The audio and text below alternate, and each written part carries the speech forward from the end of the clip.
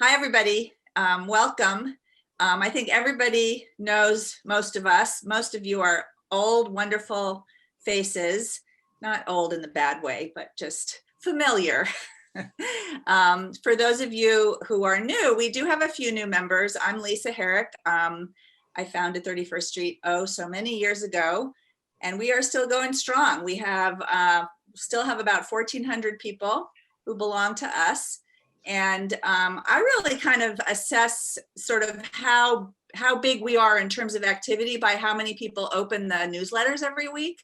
And we've got over 500 people opening the newsletters, which is really kind of an amazing percentage for email opening, mass email opening.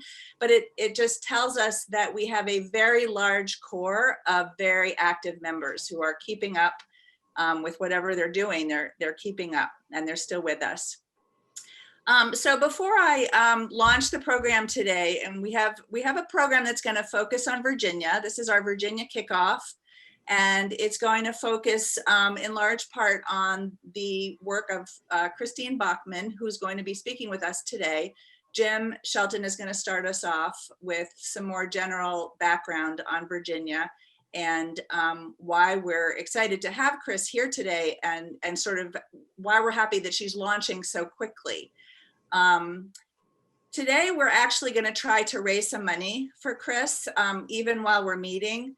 And then, of course, after the meeting and on into the week. And we'll be putting a donation link in the chat throughout the meeting. So you can just go there anytime you want once it's in the chat. As you know, it just takes a minute or so to actually use a donation link. And that is going to go directly to Chris's efforts at creating videos in Virginia. So more on that in a minute. But I guess I just wanted to say a little bit about, where we all are here in February, the end of February, almost March of 2021. I think there is a wide range of feeling among all of us right now. There's fatigue in recovering from 2020. There's fatigue in trying to get a vaccine and trying to get our parents vaccines and trying to get our kids vaccines.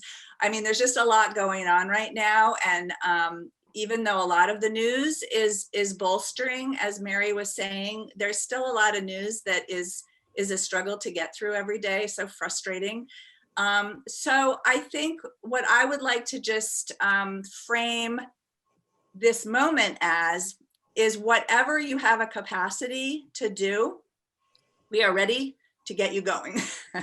But we have some varied efforts. Virginia, the elections in Virginia, as you all know, are in 2021. So this is the year we're going to get going this spring. We hope that we're going to be doing live canvassing later in the spring and this summer. And so everything having to do with Virginia, the wheels are turning. And if you have the energy and the readiness to jump on board, we're pulling out of the station already for Virginia. We have these state teams that we've started for North Carolina, for Georgia, and for Pennsylvania. And all of those teams already have a couple of captains. And we welcome any members who would like to join any of the state teams. The other state teams, other than Virginia, are going to be sort of slower to pick up steam. There's not a whole lot to do with those yet. We're going to be doing some research. We're going to be learning about what's happening in those states that we might want to support going forward. So I think it would be really interesting if anybody wants to join any of those teams. But if you want to join Virginia, we're going to kind of get you going faster with more to do. My newsletter after this meeting, the summary of this meeting, is going to again have information on how to sign up for the state teams. And if you don't really want to sign up for a state team, you just want to be an active general member at large, that's wonderful too. We still want you. If you want to throw your energies into helping us fundraise over the coming year for everything we're going to be working on, you can join our fundraising committee. So there's a lot of ways to get involved. The survey that we sent out to members a couple of months ago I mean, it really told us that people want to be involved. They want to feel like they're part of something. They want to know what to do that's concrete and helpful. And we have a lot of ways for you to do that. So the only other thing I would say is, you know, we all have to pace ourselves. This is a really long journey. You know, 31st Street has been here since early 2017, right after Trump arrived. And we anticipate we're going to be here for the long haul. We're certainly going to be here for 2022, that is for sure. So I think I would just encourage all of us to pace ourselves, because we're all going to be needed for the long game. We're really going to be needed for a long time. Our country is in a very fragile state, and there's so much we can do to strengthen it, but it's going to take a while. It's going to take patience. It's going to take perseverance. The last thing I would say is I just want to reference this wonderful article I read a couple of months ago about an Iditarod trainer of sled dogs who have to go 1,000 miles in the Iditarod.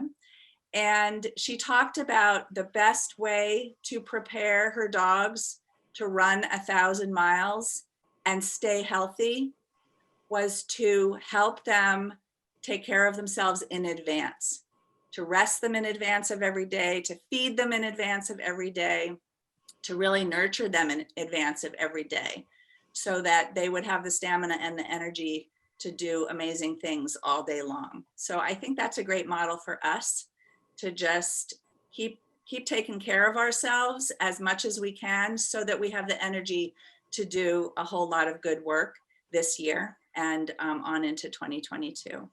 So welcome. It's so wonderful to see 120 of you here. So you all have stamina. That's good news. So I'm going to turn it over to Jim, and then soon we will hear from Christine. Great, thanks, Lisa. Can people hear me? Yes, okay. If you can't, let me know somehow, because sometimes I drift off, I'm afraid. So I'm Jim Shelton. I think I know almost everybody on the Zoom. For the few I don't, you know, I'm sort of the political strategist, former epidemiologist, and I'm blessed with being able to sort of help come up with our strategy. What I like to do is sort of present evidence and help explain why we have, I think, a very, think is a thoughtful strategy. So I am going to get to Virginia, but I'm going to get to a little bit of some of the other things first. And I'm going to start by sharing my screen, hopefully. Let's see, here we go. Right. So picking up on some of Lisa's theme is, you know, not everything went our way. A lot of things didn't, but a lot of things did. And we collectively, you guys, us, the activists in general can be very proud of what we did in 2020. And I don't want to lose sight of that at all. And it should actually be giving us incentive to keep pushing on. But the fact is, you know, we have this trifecta amazingly at the federal level, but we only won these things by the skin of our teeth. You know, 40,000 votes for the presidency, a handful of seats in the House, dead even in the Senate. So we need to realize that this doesn't come easily. So just want to make the point that what I see is the imperative of preserving our democracy, and not only that, but facing the challenges of the 21st century. You know, it really requires long-term persistence and what I like to call smart strategic action by a lot of people, and we try to do our part. That's why we currently have this mantra, try to get it down in 6 words, electing Democrats through persistence and precision. Each one of those words has been kind of carefully selected. It could probably be better. But there are 3 main thoughts that we really are just about electing Democrats, and we're going to be persistent, and we're going to be smart about the way we try to go about doing that. Okay. So this is just visual. I know some people learn visually. This is teeth, obviously.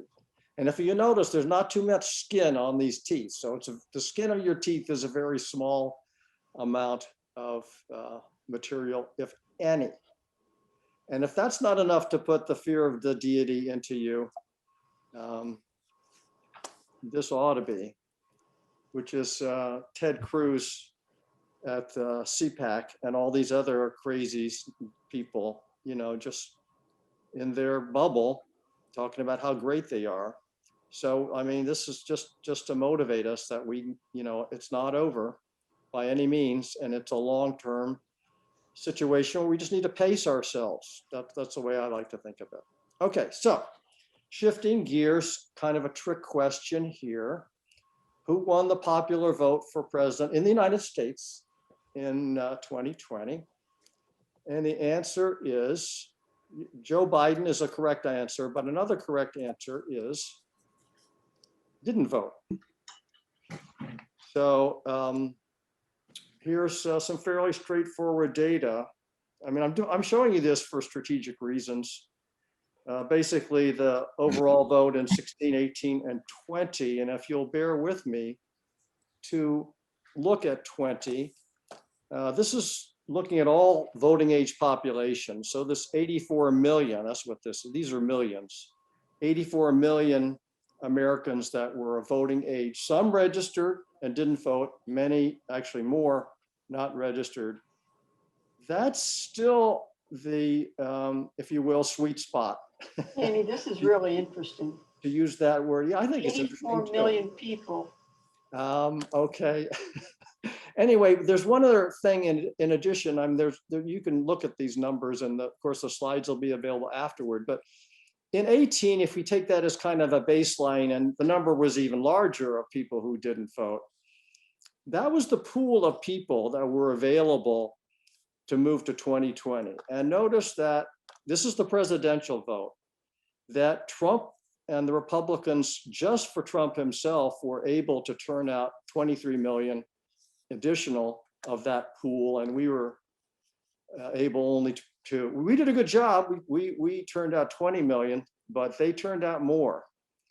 And that's the presidential level. If you do include the down ballot where we did worse, again, it shows that however they did it, and the reasons, of course, we realized that we could have done better, but that still is in our sights that we should be going after those folks. To me, it's the highest priority. And the key priorities are low propensity left-leaning voters, of which there are millions, and also even more likely supporters that we can register. And two things that handicapped us, of course, because of the pandemic, was we didn't do that much real world canvassing, other than Pennsylvania a little bit in the end, maybe a little bit other places.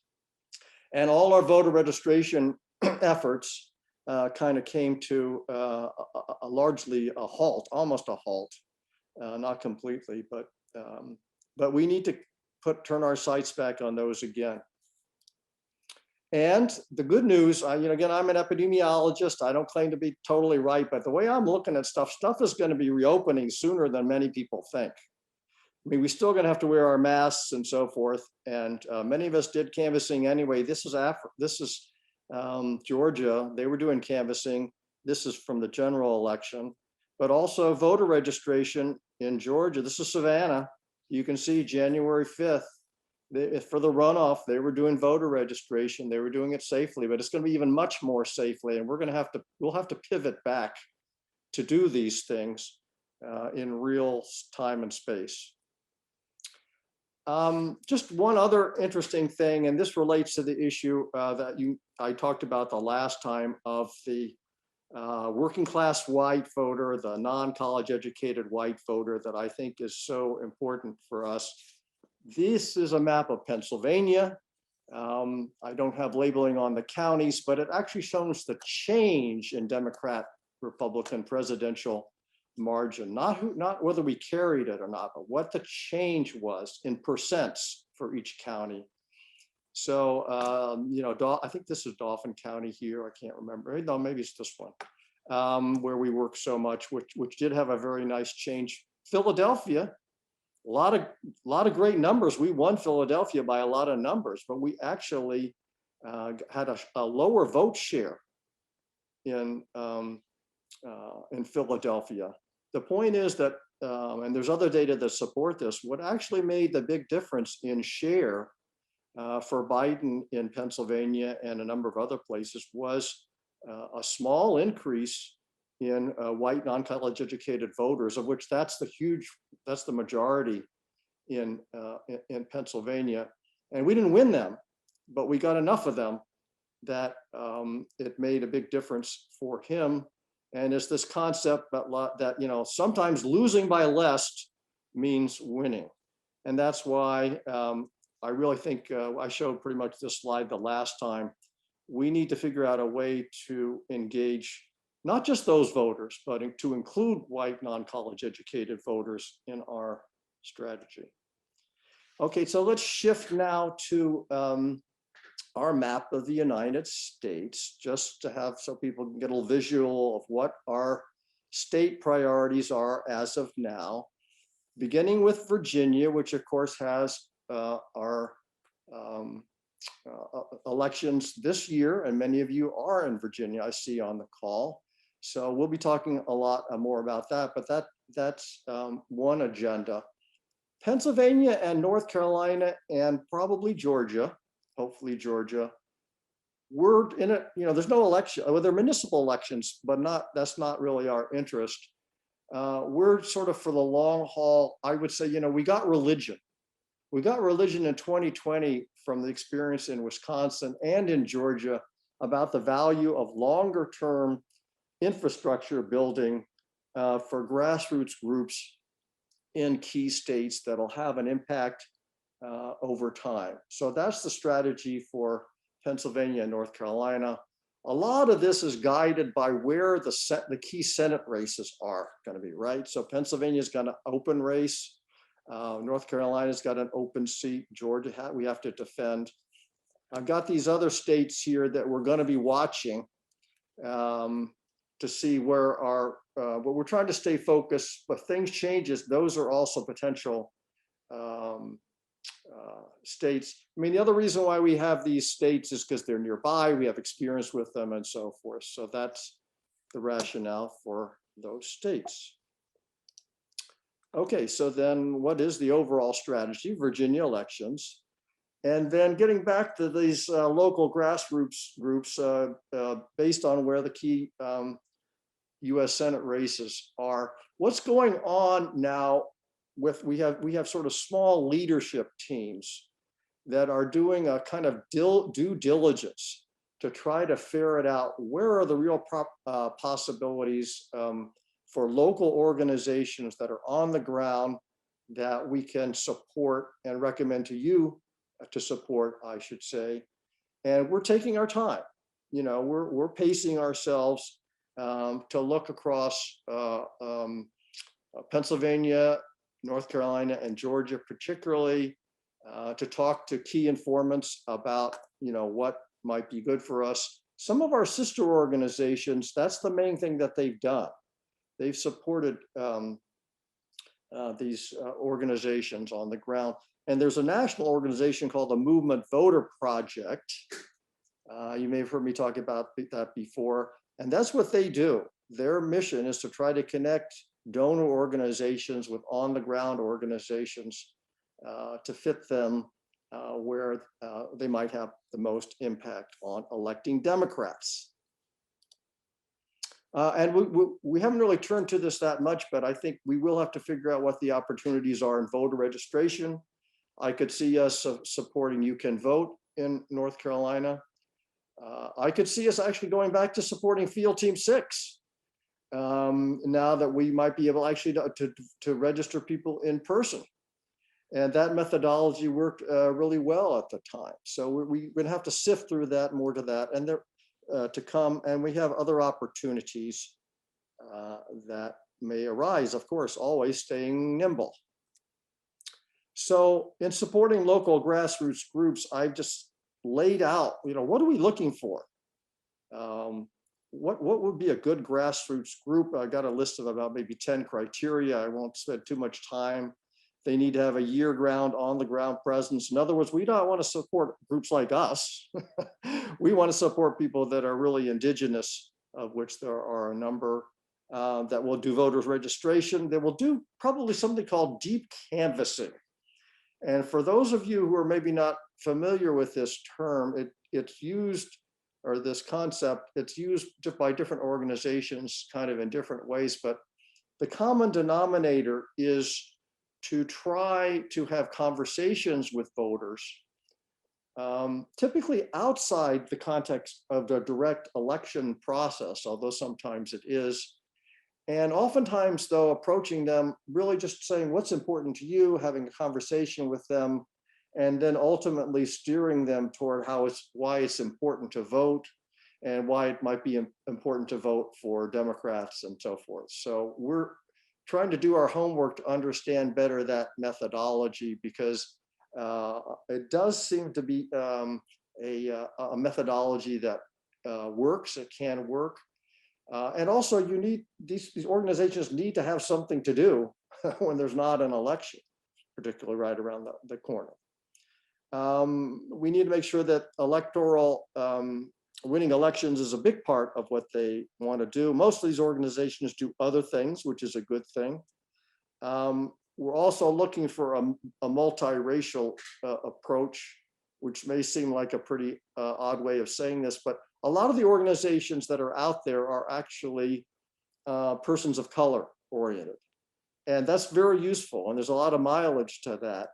But also in the sort of zigzag kind of concept of zigging when other people are zagging, many other organizations, that's who they're looking for. And those organizations are getting a fair amount of support. And in my view, these we want to include these white non-college educated voters particularly as well. Needs to have reasonably good size and some leverage where they are. I want something I call a bootstrap kind of approach, which means they're indigenous, they're able to do stuff through volunteers and just kind of grow, kind of like a volunteer in your garden. You planted tomatoes one year and the next year here comes a tomato plant.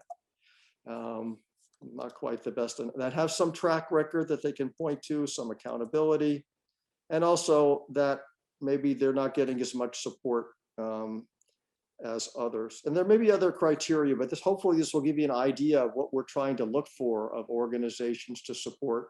We would look to sort of support them, obviously, over a period of time, because otherwise they have kind of a boom and bust sort of problem. They are C3s, C4s, PACs. They have different sort of parts. Some of them get support from foundations, and we look for a good entry point for us. Okay. Now, shifting, yes, finally to Virginia. And just to say that all eyes are going to be on Virginia. Partly from our perspective and people in Virginia, because so much has been accomplished. I mean, not everything. If you follow this, there are a lot of compromises that are being made. I think the legislature pretty much just wrapped up just recently. They didn't get everything on, voting access. They didn't get everything on a variety of things, but on balance, it's just been terrific what's happened. But there's also a psychological momentum thing. If we lose Virginia, and of course it's going to be the governor's race as well as the legislature, that'll be a pretty severe psychological blow, I think. And it's also the only game in town, both for the national perspective and for us. I mean, it's not literally the only game in time, but it's the only one that's really of interest. So what's on the table? All 100 delegates. We're currently 55 and 45. No state senate in Virginia. That's just the way they do it. And we had those challengers and incumbents. Okay. We already talked about the governor, statewide office, but our strategy, what again makes us, the governor, the statewide races are all a big dogfight. at this point. There's a whole bunch of candidates. I think the Attorney General may be a little clearer, but that won't be clarified. But even once it is, there'll be a lot of national money and everything going into that. And our strategy really, I think, both to help, as usual, to help keep the legislature, but also to win through our power up strategy, which I very much believe in.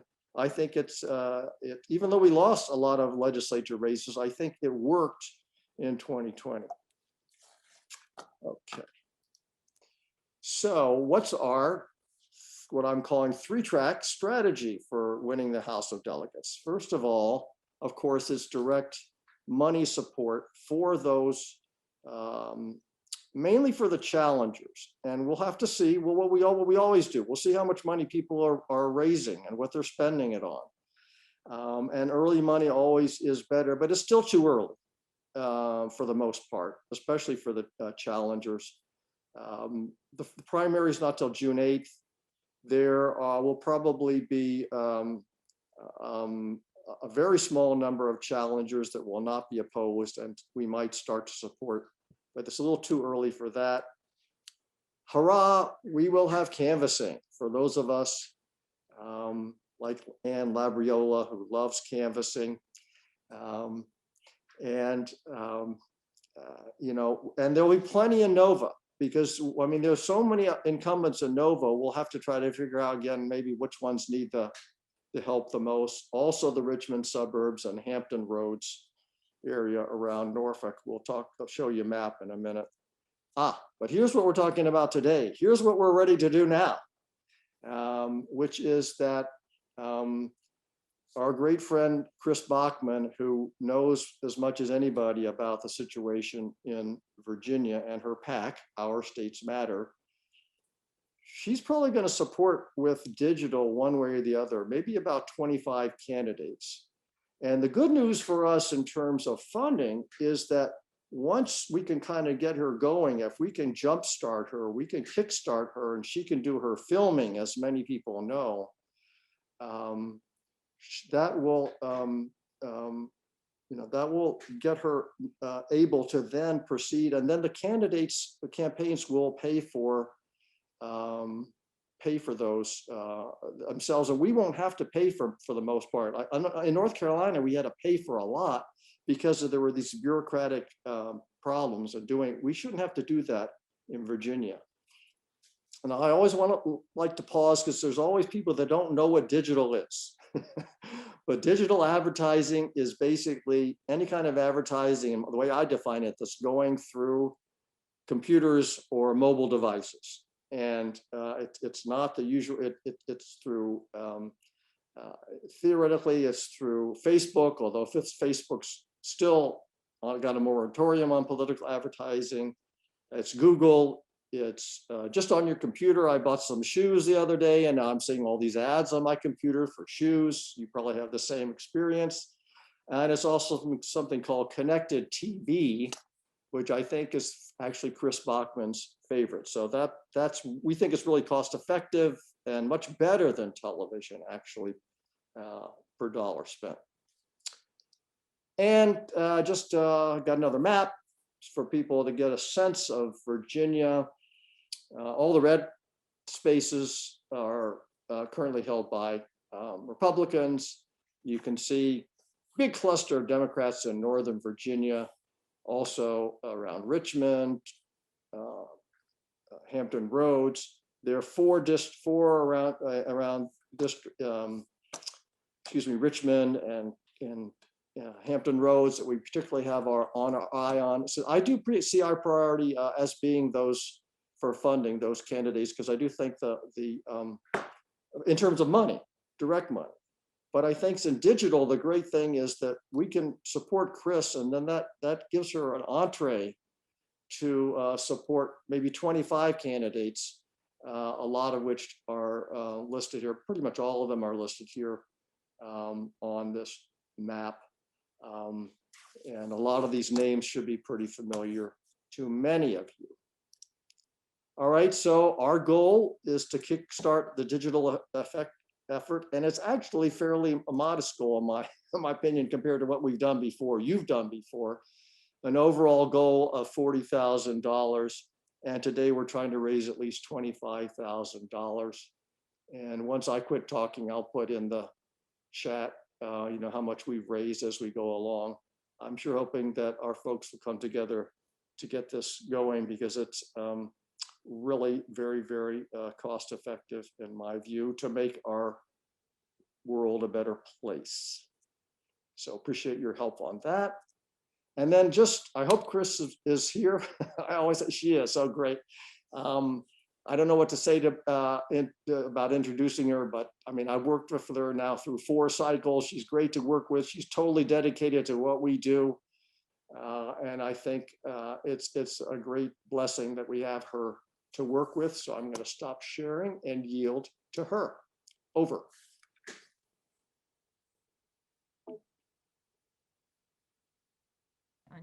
Okay, I'm going to pull my screen up. Thank you, Jim. It's not often Jim says he's going to yield to me, so I will gladly take that.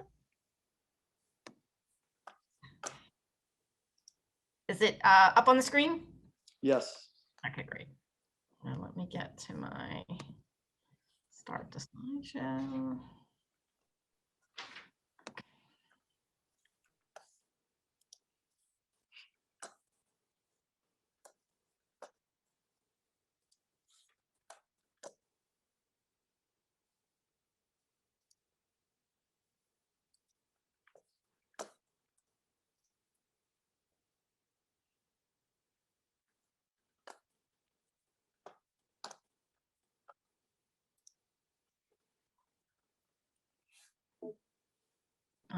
Okay. So glad to see you all today. Sorry, I'm in a little bit of a dark setting. We're up at Penn State visiting my son this weekend for my birthday. Today is my birthday, so I get to share it all with you, which I'm happy about. But the lighting, I would be yelling at my candidates for this Zoom setup right now, but here we are. Okay, so 31st Street swing left and digital, and our goal of 2021, holding a blue trifecta in Virginia. I did want to start just for a second a little bit on what Jim touched on, and of course start by thanking you for all of the support that you provided in North Carolina. And I know the numbers weren't what we wanted overall, but I think there are several things to keep in perspective, many of which Jim already touched on. But there's this line in this New York Times piece that Stacey Abrams and Lauren Grove wrote, and I'm sure you've probably all read it, but it's like my favorite thing now. The task is hard, progress can feel slow, and winning means losing better sometimes. And that's sort of counterintuitive, but in a place like North Carolina, where the gerrymandering is entrenched as it is, where Trump decided he was going to go there 8 times, including, days before the election, the progress that we made and the work that we did is going to, matter in the years to come. As we saw with Stacey Abrams, that was not an overnight thing. That was a 10-year project. Same in Arizona. And just to, quickly, you all are familiar with this. I'm going to play just a couple seconds of it. Actively right now, it takes courage. I'm running statewide to make sure from Murphy to Medio that every working family is given the respect and dignity that we all deserve in the workplace. To get to a more fair and just system for everyone. I'm not doing this to be something. I'm really doing this to do something. So I show you that because your support allowed us, we knew the path to getting good work done in North Carolina was to engage lower propensity Black voters who had been staying home. And I went to the leadership at 31st Street and said, we've got 4 African-American women running statewide. Can I include them in the film shoot? I know we usually only do state ledge, but I think that if we can elevate the voices and the faces and names of these women, it's going to help them succeed, and it's going to help in energizing the voters that we need to energize in order to make a difference. And of course they said yes, and we made this wonderful content. And we went to NCDP and they ended up putting $250,000 behind this ad. So that's another way in which the work that you all do helps incentivize digital and bring more dollars to the table that wouldn't be there otherwise. But I show you this because, again, it's not just about the results in 2020. As you know, one of the most important US Senate seats is going to be the US Senate seat in North Carolina, Burr's seat. Right now, it's looking like Cheri Beasley is going to run for that seat. Cheri Beasley got more votes than Joe Biden did in 2020, more votes than Cal Cunningham, more votes than Tillis. In fact, more votes than the man who's already announced he's running, who's sort of in the Cal Cunningham mold. She got more votes than him in his own district. And she's just the kind of candidate, I think, that can flip this seat. And I believe that the work that we did to help elevate her profile and spread her word and make her a staple statewide is ultimately going to help flip that seat, that US Senate seat, North Carolina. So that's the kind of long-term work that y'all are helping us do. Okay, why Virginia matters. You know, I've been saying this since 2017. This is my tagline. So we're back here for the third time with why Virginia matters. Several reasons. One, ensuring the robust, aggressive agenda we've enacted since flipping Virginia blue remains intact. You know, Jim was referring to that. You know, you're seeing the headlines coming out every day of all the incredible things that are happening. I am also always talking about Virginia as a pilot project. And this year with our surprise trifecta at the federal level, we are now the pilot project for how the heck you elect a majority and then you retain it.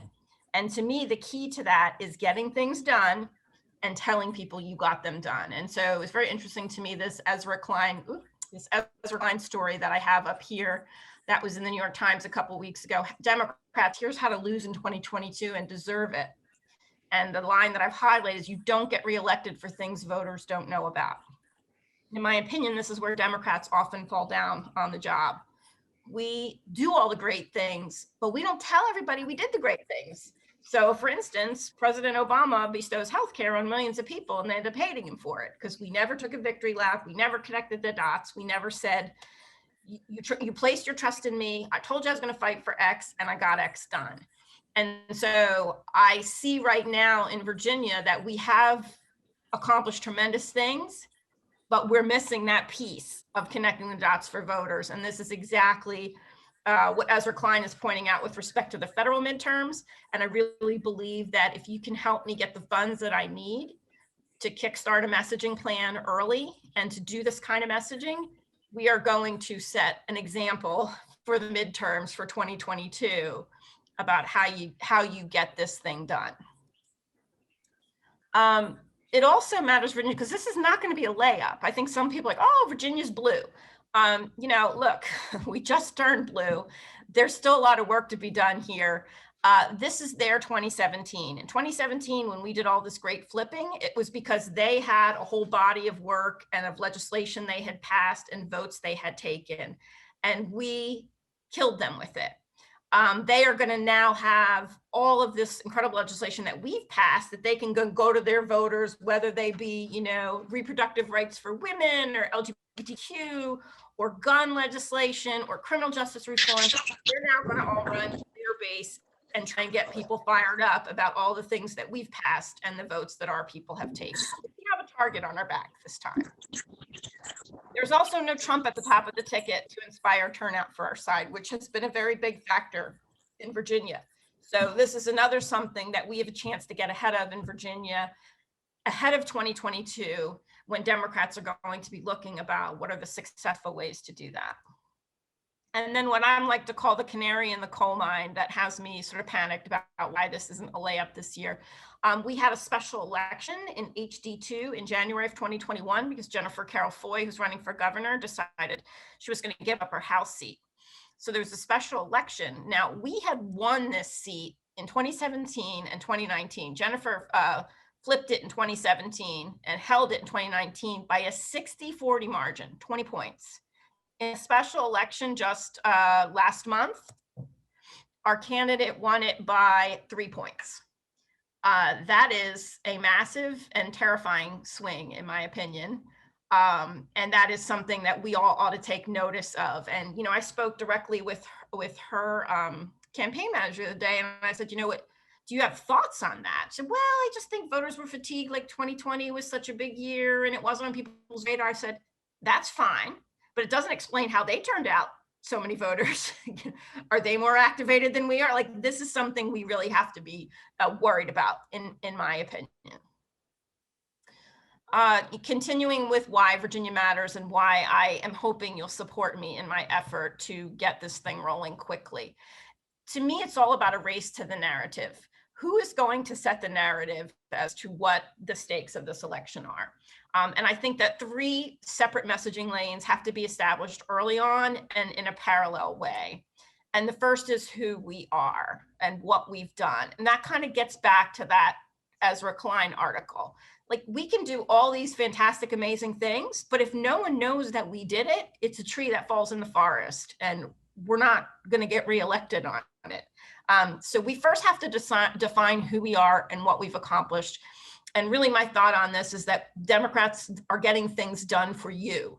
Democrats are making us safer, stronger, healthier in Virginia. That's what we are doing. Everything we're doing, you know, is focused on that.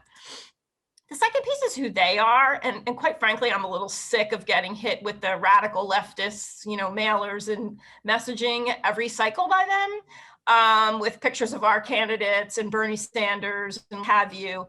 It's like the ultimate in projection to me right now that they want to call us radical. And so it's time to try spinning that narrative back on them and calling out that projection for what it is.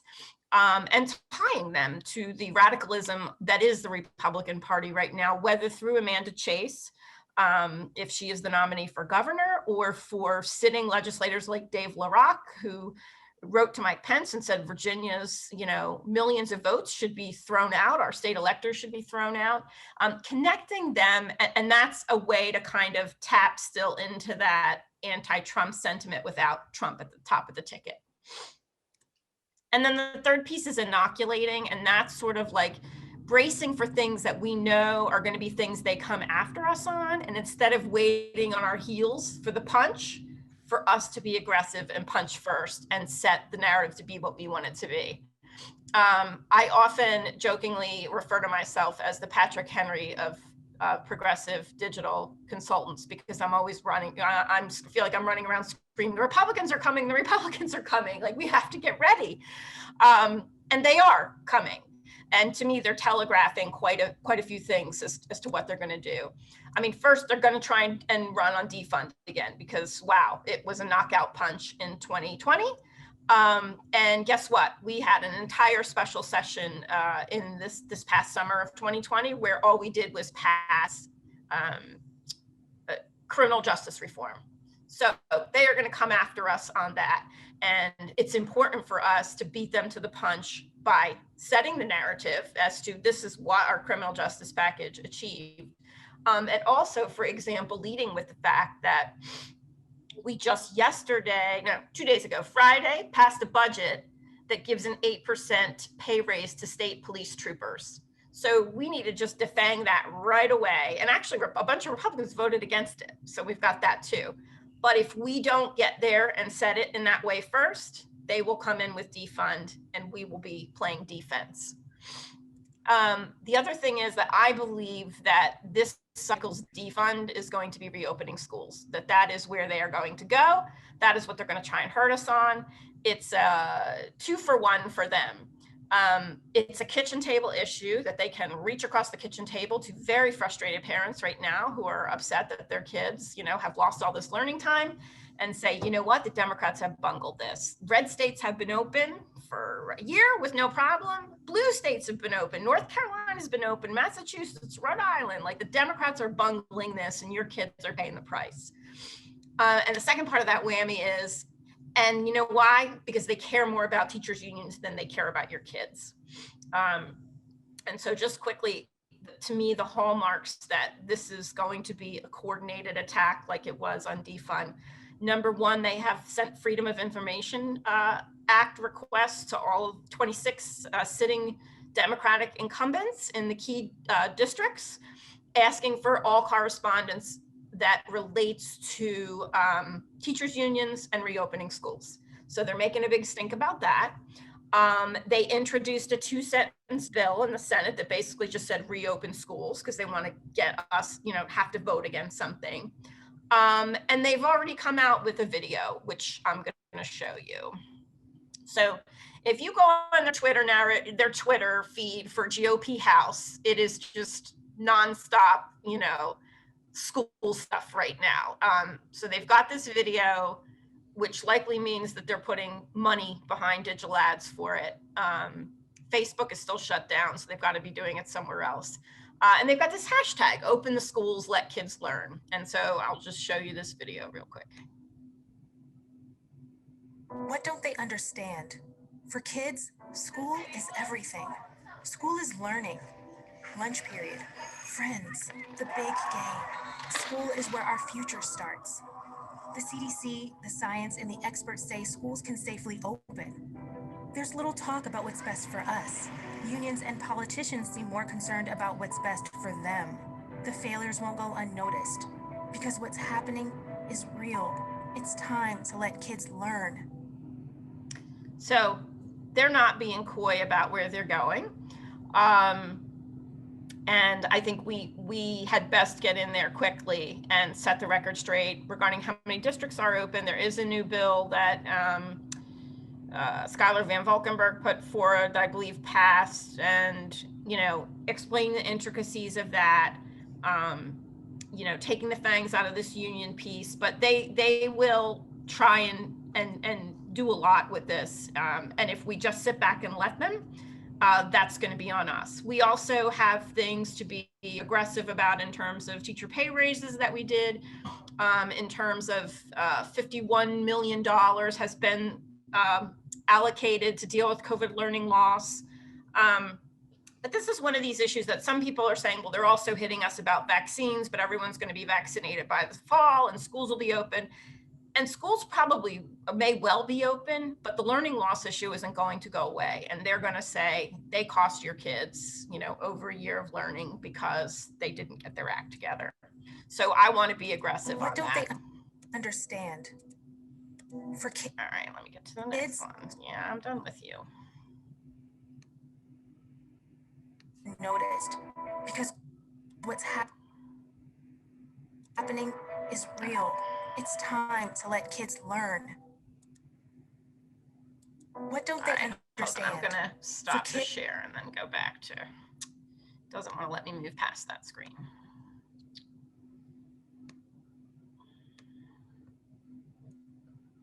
Okay.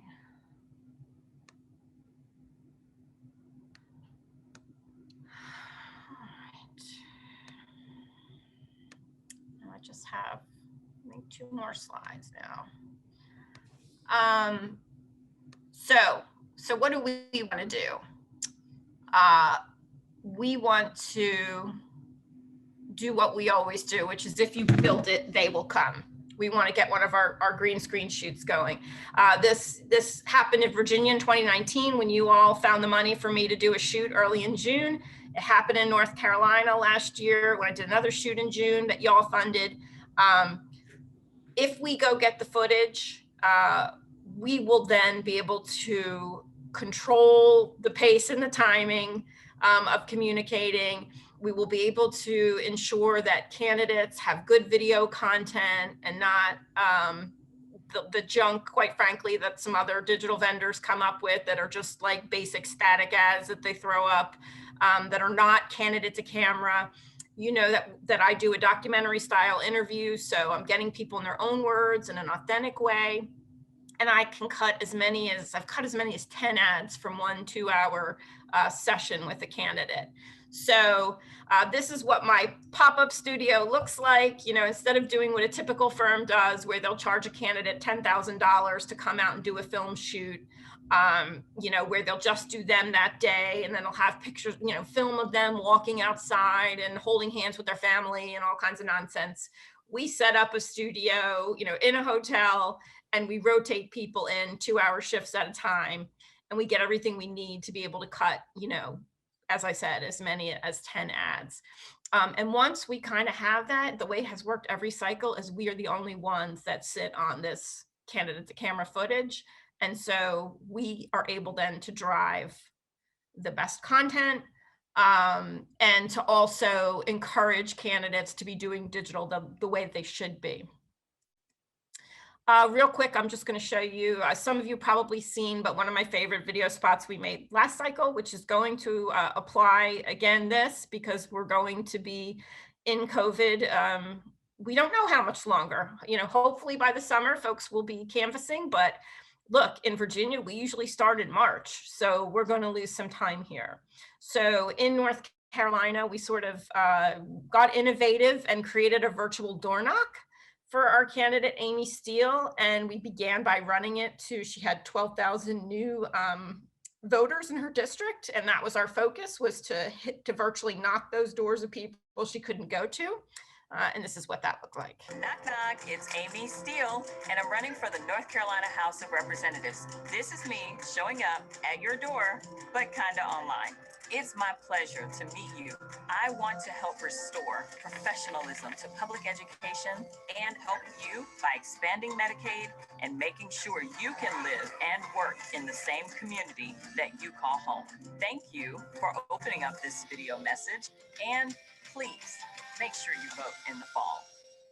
So my timing, if we can raise the money and meet our goal, is that the pollster for the caucus, they're doing battleground focus groups and surveys in this month of March, where they're going to be in Northern Virginia, Richmond, and Hampton Roads, our hotspots, and they're going to do focus groups by demographics. And that data is going to come back by the end of March.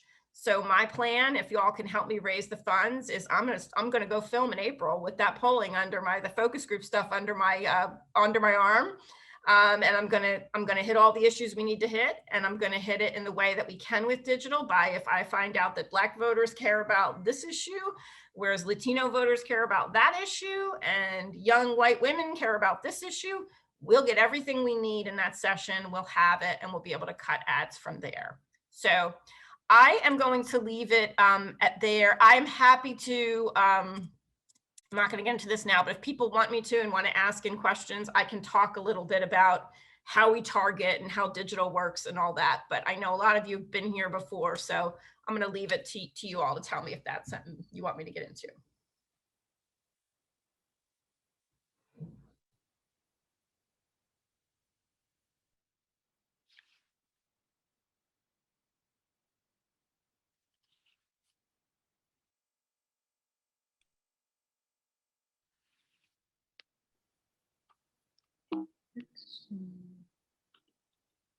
You're gonna stop sharing, Chris? Yes. And are you ready to take some questions? Aaron can, there's a whole bunch of questions in the chat. Aaron can curate those if you're ready. Absolutely. Hey, Chris, it's Aaron. I've got some questions Aaron. for you. Hi, good to see you again. Sure. I guess right away, here's one question that came in earlier. Chris, what happened to our strategy of donating to support state legislators down ballot in places like North Carolina that was supposed to trickle up? Biden won, but the down ballot efforts didn't seem to be effective. How do you understand what happened there? I mean, I would say for me, there's a couple of overwhelming factors. One is they did not door knock in North Carolina. That decision was made. Even in Pennsylvania, I know some of you were able at the end to go out. The decision was pretty much made by the party in North Carolina that they were not doing that. That was devastating, and I was yelling in real time. You all know I love metaphors, but I said, look, if the Republicans a year ago could have come to us and said, if you'd gone to them and say, you can take one thing away from the blue wave Democrats, what would it be? And they wouldn't have thought a second. They'd say door knocking. Don't let them door knock. Oh, and by the way, let it be asymmetrical. We're going to door knock, and they're not going to door knock. I mean, that right there was enough to cut the legs out from under us. And my analogy always is when a pitcher doesn't have his best pitch, his fastball or whatever, the manager goes out to the mound and says, hey, you don't have your fastball today. Make an adjustment. And my fear always was, what is our adjustment? And we, we try to do as much as we could with that door knocking video you had or whatever to try and get money to be spent earlier, communicating digitally, to try and do some other things. But, a caucus structure tends to be, we're not going to spend money. We're going to hold on to money. We're going to wait till late summer. And we were sort of stuck with that. So I would say door knocking was huge, and we didn't make, the party did not make an adjustment to react to that. The second thing is, and I think some people think this is an excuse, but the Trump thing, like, there's no other state he went more to than North Carolina. And we always knew that the trick, that the key to flipping these seats was in Eastern North Carolina, where we all supported so many candidates, and that it was going to be engaging lower propensity voters of color, that was our key to winning. The hope was we could maybe hold off what he does with his base. Maybe they wouldn't be as energized. Maybe, if we could get a lift there. When the guy comes 8 times, he literally went to Fayetteville in the heart of Eastern North Carolina, 2 days before election. He was in Lumberton the week before that, Eastern North Carolina. It was very hard. That's where he picked his place to be. Maybe if he had picked Georgia to be his place, he would have held things off and we would have won North Carolina. But he picked North Carolina. And quite frankly, that's why we were there. We knew, he couldn't win without North Carolina. And that's why we chose to try and block him there. But he knew he couldn't win without North Carolina. And I think that's why the emphasis, was there. The Biden people were honest that they looked at the polling and they didn't feel good about North Carolina. They felt better about Georgia. And that's, they didn't send Biden to North Carolina. I think Harris came once. We didn't get Obama down there. So I think the Biden people didn't totally throw in either. And that might have helped us if they had, again, try and hold off all his crazies. But I think a lot of this is explained by Trump. And I will also tell you that my firm is working closely with NCDP now. They do have the voter file back. And so what we're looking at, because just about all of the money and ad buys that Our States Matter put up and that they matched and exceeded went toward communicating with lower propensity voters of color. So what we're trying to look at now is, did we move the meter? Did we have an impact? Because although that impact may not have been enough to hold off an election where Trump is at the top of the ticket and bringing out all of his crazies in 2022, assuming Lara Trump's not on the ticket, and I'm not even sure she can do it if she is, but when we're back in a normal world where we don't have Trump, coming to the state and doing what he does, then if we've had success with that and we made progress, again, going back to that Stacey Abrams quote, losing better is our version of winning. And we take what we learned, and now we have the data to double down and say, see, we told you we need to talk with these people, and look at what we accomplished. So what we're looking at right now is, what would we have expected the rate of lower propensity voters to turn out at? And what did they turn out at? And I can tell you that really no one but us was talking to these people. So in like a regression type analysis, there aren't a million things to think, oh, well, they were getting mailers and they were getting this and they were getting that. The investment that we made and that the party made in trying to communicate to these voters really kind of stood on its own. So I think, once we have some data on that, I will come back and share with you what we've learned. If I could just jump in, I don't want to belabor this, but we've actually discussed this to some extent in the last 2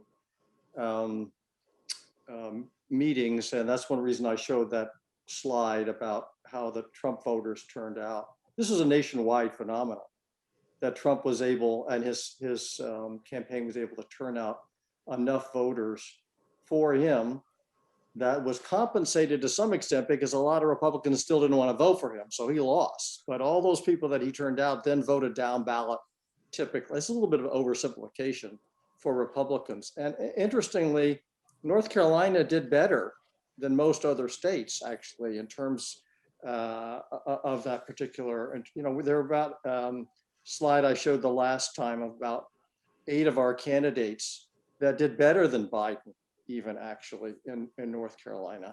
And Biden did a lot better than Hillary in North Carolina. So, I of course would have preferred to win the House of Delegates and everything else in North Carolina, but I think our basic strategy, as Chris is corroborating, really is still a good one. Over. Okay, we have a few more questions. So, Chris, let me ask you just a real quick one and then a longer one. The quick one is, can we ask if Chris's videos will be used earlier than last time, since it seemed like there was a thought that we were too late? So just quickly, is that going to be the case? So the trick with them getting used earlier is whether you have money for ad buys, right? And we tend to not have success in getting the party to be with us on doing ad buys earlier. We'll see. I am optimistic. Chris Hurst, who is the campaign's chair, we are very tight. We text every day, and he's a big believer that digital first should be our strategy right now. And he's already told me that he's going to run up the flagpole. I have a little bit of money left over from 2019 Virginia work, and I'm going to make some non-candidate specific, generic, look at all these amazing things we've accomplished kind of content. And so my hope, again, and If You Build It, They Will Come, is if I go to them and say, hey, look what I've made, help me push it out in these districts that we know are most vulnerable or that we want to flip. Let's get that stuff out now. So, there's a basically it will be about finding the money for the ad buys. And that might be, if we see our expectations in this fundraising for filming, I could say to you guys, hey, you know what? For, that Amy Steele ad that I showed you for $650 on connected TV, we got 10,000 full views of that ad. I mean, that's like, I don't think you can beat that. So we're not talking about a lot of money, especially it's not a busy year like 2020 where things are expensive because there's so many people communicating.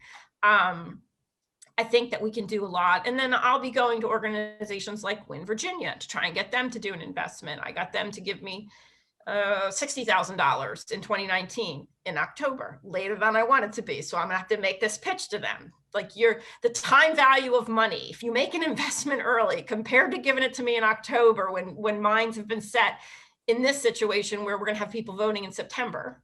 That's another thing that helps me make the case for voting early, right? Is that now, because of the pandemic and Virginia enacting better ballot laws, people are voting earlier. So it used to be when I would give every year before last year, every budget I would give a campaign for spending would look like the COVID chart, where it started low and just went up till election day. Well, now it's a bell curve and we got to pick it up and move it earlier because people are getting ballots in September and we have to be communicating with them. And then what we're able to do with digital, because the way we are communicating with voters is through the voter file, we're creating a universe saying, this is our path to victory. Here are the voters we need to talk to. We get daily updates in the van as to Aaron, Joanne, and Betsy have voted. So we take them out of our file and we're not spending money to message them anymore. So those dollars then can go further with the smaller universe that's left, over time. So I will be continuing to try and get funding from all kinds of places. But I do believe that I'm going to do something a little different this time in the sense of creating this generic messaging. And one of the ideas that Nick had, my creative director, because there's so many things that were accomplished, is that getting an auctioneer to read off the list of all the accomplishments. Like, we got so many things done in Virginia this year that we had to hire an auctioneer to tell you about all of them. So I do believe that this, if you build it, if I create something and I go to people with it, and it's not like, hey, if you give me money, I can make, it's here it is. I just need you to help me push it out. And I can do it well for this much money. I think it's going to be a lot easier. And then there are some other partners, with Virginia being an off year and not as many places to play, and this whole like let us be the sandbox thing, that I think I can convince to help us with the ad buy. So I think we are way ahead of where we usually ever are, in terms of, you know, being in a good position. I think the legislature has done a phenomenal job. I always tell everybody, Barbara will appreciate this. My approach to this, I bring my legal background. I was taught how to write a brief. The first paragraph is your introduction. Let me tell you where I'm going to take you. The second paragraph is, let me take you there. And the third paragraph is, let me tell you where I took you. And so how that corresponds here is the first paragraph is the campaigning.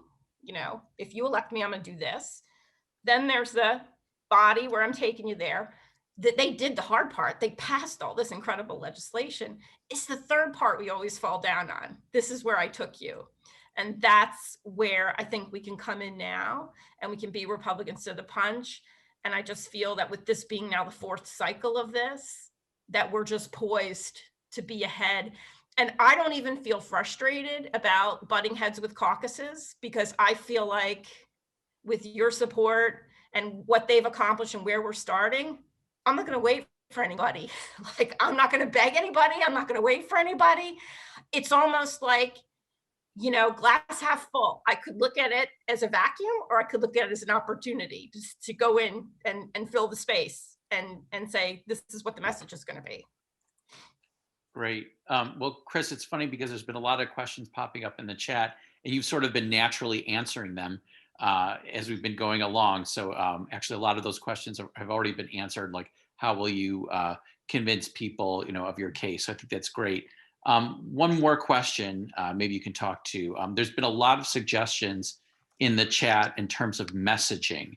How do we counter that ad about schools being closed? We need a hard-hitting, simple way to do it. Should we emphasize our positive agenda, like raising the minimum wage? Can we feature, you know, people like Speaker Filler Corn in our ads to help set the narrative? So maybe you can just talk about like what would be your sort of hard-hitting response to the Republican attacks? Yeah, so I have been doing a lot of thinking about that, and we actually am working on a little PowerPoint that I've put together on it to, again, because everything I do is with the idea that I have to sell it. It's not just making it, it's selling people on, we need to do this. So the PowerPoint is, here's what this coordinated defund looked like in North Carolina when we were ambushed, right? Multi-platform, multimedia, digital TV, mail, bam, news conferences, headlines, and we were just flat-footed. Here are the things that I shared with you guys that tell me all the earmarks are there, that they're coming for us in this way. And here's how I think we get ahead of it. So I have a couple of thoughts. One is, first of all, like, we have to lead with the good news, which is that as of March 15th, virtually every school system is going to have an in-person option. So this is a lot of ado about, like, a lot of smoke and mirrors with them, right? Like, because every school in the next 2 weeks is going to have pretty much an in-person option. My other thing, which I'm actually rather pleased with, is to counter their narrative by stealing a page from their book, which is to say that when it comes to schools, they, with respect to vouchers and charter schools, love to ram down our throats that families should choose.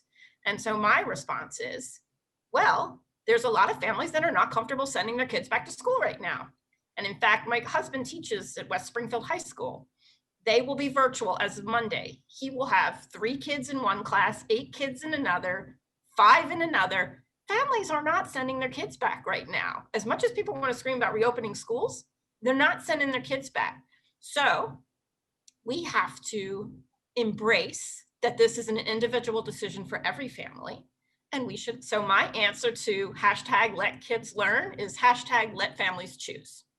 And the proposal that we've come up with for hybrid is so that we are honoring families who believe that for their child, the best thing right now is to be back in in-person school. And for those who do not feel comfortable sending their kids back to school, we are honoring their wishes as well by having a virtual option for them. And for the most part, this whole making hay about teachers, for the most part, teachers are going to be in school. So, and they're not super happy, the unions either, with us right now. So there's that. But I think it's a combination of leading with the good news, taking a playbook, taking something from their playbook. And then also, as I acknowledged earlier, this COVID loss is a real thing, the COVID learning loss. We're allocating $51 million to deal with it for summer school, remediation, extra hours. We're hiring additional counselors to help kids deal with all the social issues, associated with this. So like, we're on it, we're on it. And I think there's a good story to be told here, and we can do it. And we can make just as heartstringy a video as you just watched, even better, I would like to say. And we can do it stealing a page from their book. Great. Well, Chris, I really encourage you to just read through the chat, because there's been some really interesting suggestions. And a few people are saying, Aaron, check out the 307 comment from Anthony. So, please read through it and see everybody's suggestions. And also, Susan Lyon earlier said, do you need any volunteer help at all? So, who knows, if you need a call for volunteers, let us know. Perhaps we can help you with that as Great. well. Yeah. Great. Great. I will Thank you. say one volunteer thing if somebody wants to help with it. What I just described about the good news is a county by county basis. So assessing what the situation is in each county, and some districts have one county, and like some, like Wendy Goditis, has 3. One thing I am trying to get a handle on is like pulling together in our key districts, which school systems are in them and what is their policy right now. Are they all offering some form of in-person learning? Because if they are, to me, that's like, okay, we're giving families the choice. You can't ask for much more than that. But it is a district by district, and I've been starting to have questions with candidates, on an individual basis, which counties, do you have, what's happening? Because I think everyone should be leading with that. Kathy Tran, she's actually my delegate, and she sent me her newsletter last week that she was about to send out on this, and I completely reworked the whole thing. But we're like, hey, Fairfax County School, everything's going to be open next week. So how about we lead with that? How about this thing about this $51 million that you have, like all the way down at the bottom of your email? We bring that up and talk about how we're going to, address COVID learning laws. How about we reframe it as family choice? So I think that if anyone's interested in helping me, go. I have a list that I can share of what I view as the top incumbent races that are vulnerable, as well as the 4 or 5 flippable opportunities. And we could start building kind of a real-time assessment of, what they're offering. And then also, if there's any data like there is in Fairfax County regarding this is the percentage of parents that are saying, yeah, we want our kids to go. And this is how many are saying, no, we want our kids to stay home. Great. Well, thanks so much, Chris. And I'm going to turn it back over to Lisa. Great. Thank you so much, Chris. I was like nodding my head vociferously as you were talking. I think you've been listening to me say, why don't we have a message? Why don't we have a message before they have a message? So thank you. That was great. So are there any questions, sort of circling back to what Jim had been talking about, just any general questions that people want to put to Jim? You can unmute yourself and just call out if you want, or you can put it in the chat and Aaron will catch you. We just want to give you a couple of minutes for questions. Anybody? So there's been a few questions in the chat about GOP voter suppression, or GOP/QAnon voter suppression efforts in the states. So maybe Jim, you could talk about the effect of those and how we might counteract that. So are you talking about in the context of Virginia or some of these other states? Well, they didn't specify, but perhaps in the other states. Yeah, because in Virginia, I think we're looking at more liberal voting.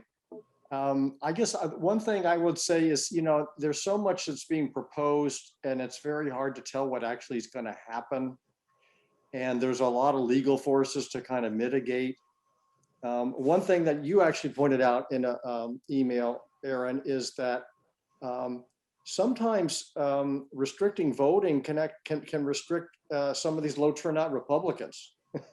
So for example, I mean, it cuts both ways. And for example, this is kind of a specific point in North Carolina, which has same-day voter registration during early voting. Okay, more people registered to be Republicans during that same-day registration during early voting than registered to be Democrats.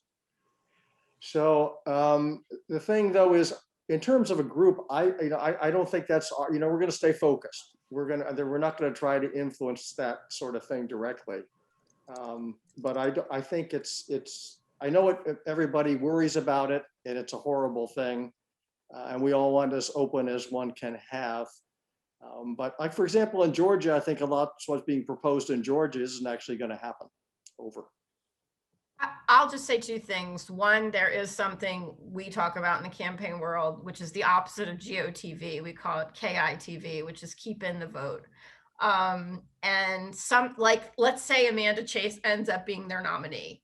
Like, we might try to do some messaging to Republicans about her extremism to keep Republican voters home. So that's one thing. The second thing is, I always have my hand in 8 million other things and bring resources to Virginia.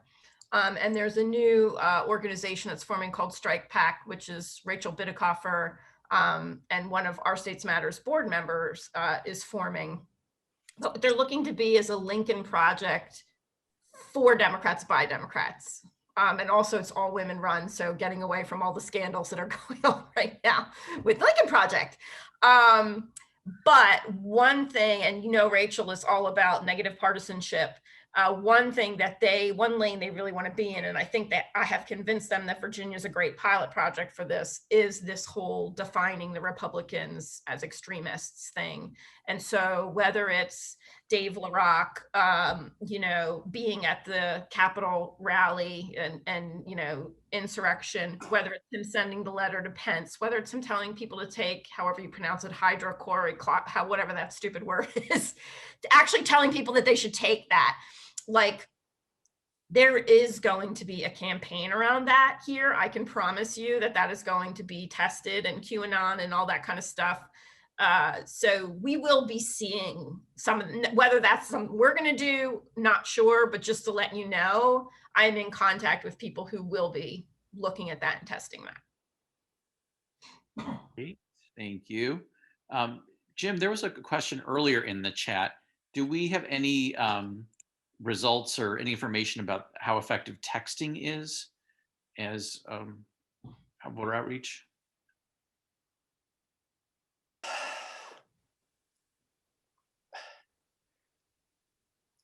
Julie might want to weigh in on this because she actually follows a little more closely than I do.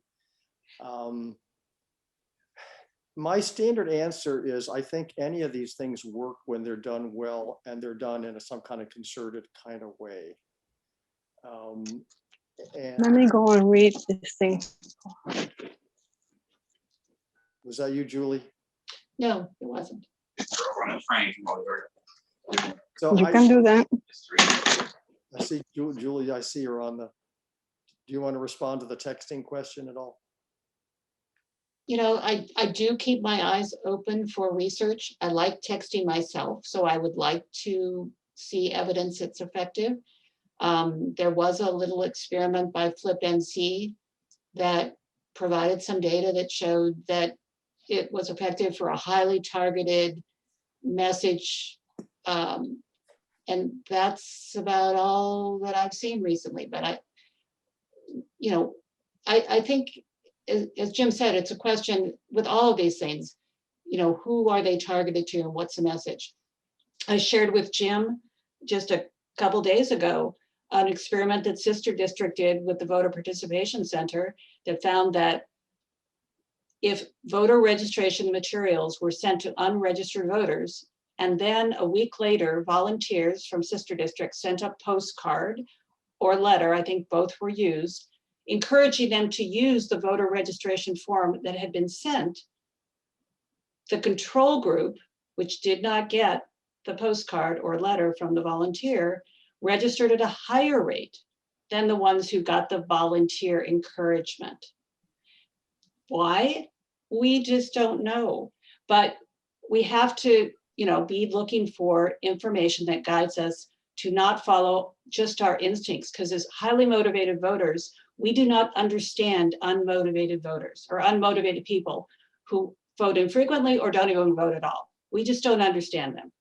So our messaging, no matter how refined it may seem, is, always, it's an open question what effect it has. So we just keep looking at the research, and as is always the case, even for our funding, try to be as strategic with the best information available.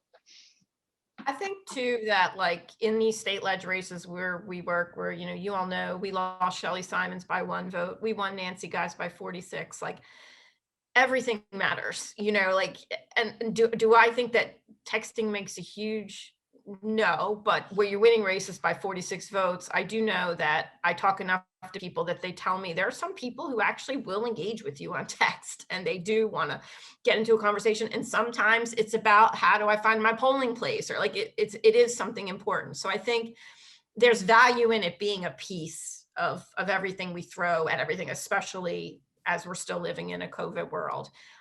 One thing that we did in North Carolina that was new, we always sync our mail and digital messaging to be on the same tracks. But we did we called it a digital overlay where texting was happening.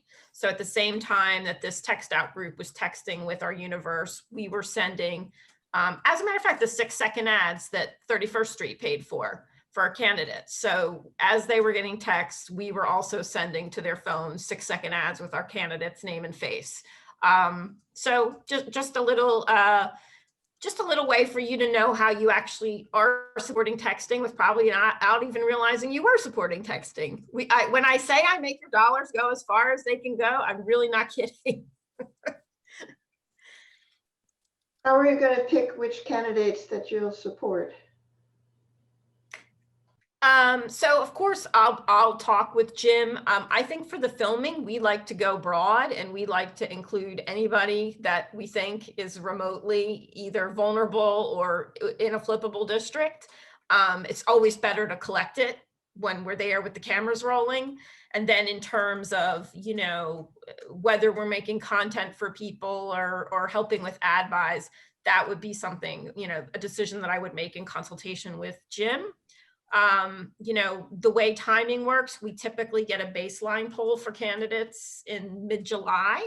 So we know sort of where people stand, and that helps us say, oh, so-and-so's 8 points up, like, they're in good shape. This one's a little closer than we like. Oh, wow, look, that flippable race is closer than we thought it would be. And that helps us. But one of the things I love about this work with the PAC is just working across the slate. And instead of being beholden to certain candidates or being invested in certain candidates, you're just in real time allocating resources, where they're needed. So in the summer of 2019, we filmed 25 people, some of which we never ended up producing content for, most of whom we did. And then in October, when so there's the baseline poll in the summer, and then October, you get your track poll to see where we are. We discovered there were 8 races, Julie, that were in dead heats. And so Julie organized a Move the Meter fundraiser for me, where we tried to raise money to make a piece of content for each of these people who coincidentally did not have any video content yet. So that was something like, as we got to October, we were like, oh yeah, a lot of these people that were in our sites in the summer, they're sitting pretty now, they're good. Now we want to focus our efforts on these people who are in dead heats. So that's kind of how we roll with this. So she said, Chris says she talks to Jim. The fact is, people should know we have a little sort of digital team, which is me and Julie and Debbie Vodanis, as we did in the last cycle. And we meet regularly to look at sort of technique issues, but also sort of political priorities. And with everything else, we look at the data and we stay nimble. We know which races we think are vulnerable right now, and which have good prospects right now, but that'll shift over time too. Great. Thanks, everybody. Okay, I think Lisa, you're going to say something? I think we're just going to wrap up. This is Could I just say Mary. something, Lisa? Yes. So Chris, I just want to say that you are so awesome on so many levels. Everything from going to North Carolina when our country was really so broken open by COVID, nobody really knew what was happening. Nobody knew how severe the risks were, how to protect ourselves. You went down to North Carolina and did your filming anyway. Your deep knowledge about the politics of our country right now, your connections, your very broad connections with all kinds of different people who feed information into what you're doing, the commitment, the way you, I have the feeling this is your entire life. And the experience that you've gotten from, as Jim says, this is now the fourth cycle, 17, 18, 19, and 20, maybe that's even 5, but at any rate, thank you. You are doing so much. There's one thing we can do, and that is we can give you money. So I just want to make one last pitch to everybody here who is as impressed by you as I am, to say, please reach one more time if you've already given, and if you haven't, make a contribution so Chris can jump in there, do all this filming, and have that stock ready to cut an ad for whatever issue develops or whatever happens on the political scene. She's got the footage to put together the ad to focus on that moment. So thank you, Chris. Can I just say happy birthday, Chris? We're going to send you as much money as we can. Thank you. That's all I want for my birthday. Thanks again, Chris. So we're well on our way. We've got over $19,000. So by the end of today, I hope we will get to 25 and then get to 40 soon after that. We'll send all this information out again in the newsletter. I'll also send in the newsletter information about team signups. Virginia is going to have a lot of interesting things to do. So if you want to join the Virginia team, jump right in. But we'll send you the information on all of the teams: North Carolina, Pennsylvania, Georgia. So thank you so much for coming and raising almost $20,000 in an hour and a half. It's amazing. But that's 31st Street. So have a wonderful afternoon. Thank Happy you. birthday, Chris. Okay. Bye-bye.